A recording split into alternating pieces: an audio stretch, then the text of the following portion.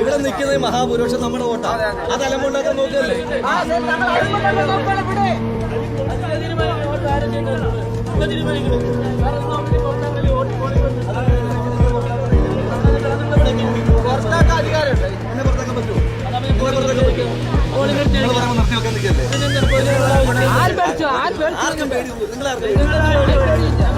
അവകാശത്തിലാണ് നിൽക്കുന്നത്.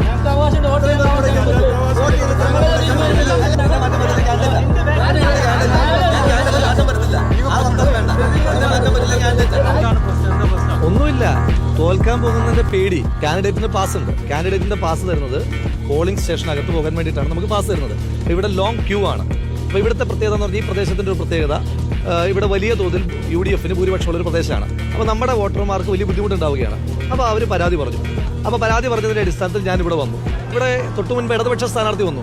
അന്നേരം BJPക്കാർക്ക് ബസ്സില്ല. BJPയുടെ സ്ഥാനാർത്ഥി വരുന്നതിനകത്ത് BJPക്കാർക്ക് ബസ്സില്ല. ഞാൻ ഒരു തടസ്സമില്ല. നിയമപരമായിട്ട് എന്തെങ്കിലും തെറ്റ് ഞാൻ ചെയ്തോ?